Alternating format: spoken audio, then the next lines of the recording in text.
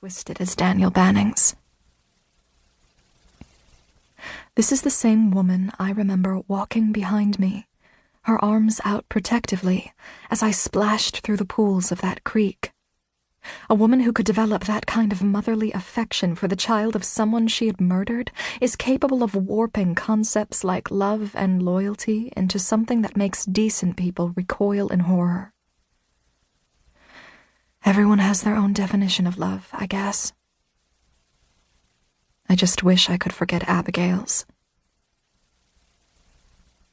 After I was rescued from the Bannings' farm, after my father sold the rights to my story to horror movie producers who would go on to imply I had participated in the murders, I would sometimes wish the Bannings had killed me too.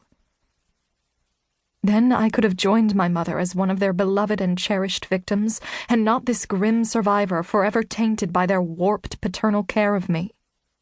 The country could have grieved for me instead of leering at me while my father lined his pockets.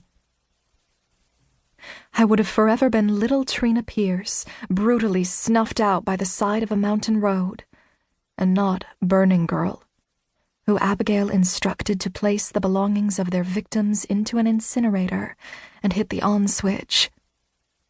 Burning Girl. A living question. Can you spend years receiving the loving attention of two brutal murderers and not be infected with their evil? But it was selfish, I soon realized, to wish for my own murder. It was selfish because in the end I was the reason the Bannings were caught. If a delivery man hadn't recognized me from an age progression photograph, who knows how much longer their killings would have continued. So I'm glad I lived. I'm glad they were caught. And I'm glad I have a new purpose today.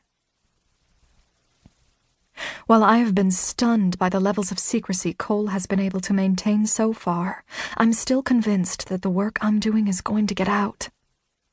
Maybe it won't be exposed all at once, but pieces of the truth might start to surface. And unlike the years I spent on that farm, I'm not going to let other people twist the story of my involvement. If the time ever comes to tell this story, mine will be told in full and by my own hand.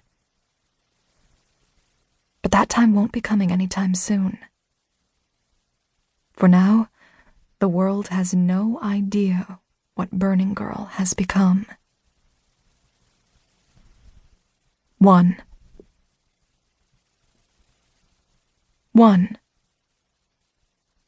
Veg tanned, right? The girl asks. When Richard Davies nods, she smiles and goes back to running her index finger along the dark leather wallet's burnished edges. Then she turns it over in her manicured hands, furrowing her brow. It's kind of cute, Richard thinks, that she's acting like a leather expert, given she looks about 19. But maybe that's how they train them at the Seattle Leather Company. Pretend like you just spent 5 years working in a tannery. Whatever you do, don't act like you're a University of Washington student who's too good to shovel hash in the cafeteria. She's never seen him before, he's sure. But he's been watching her. The day before, he followed her from the store back to her dorm. Her name's Stephanie, and she wears her salon-perfect, sunflower-colored hair in a precise ponytail that sits high up on the back of her head. He's willing to bet her corporate-looking outfits are store policy. But combined with her apple-cheeked, doe-eyed face, they make her look like some lady lawyer's kid dressing up in her mom's work clothes. If he had to bet, he'd wager her parents are both tech billionaires who live out in Medina. Maybe her daddy or her mommy invented some stupid app that charges 5 billion people 5 cents a day, and now they're putting their daughter through the motions of college just so they don't feel like failed parents when she finally raids her trust fund. As for the few shifts a week she puts in trying to get downtown shoppers to buy overpriced leather products, she probably tells all her rich friends she only took the job because she likes being around nice things. Maybe he'll take her.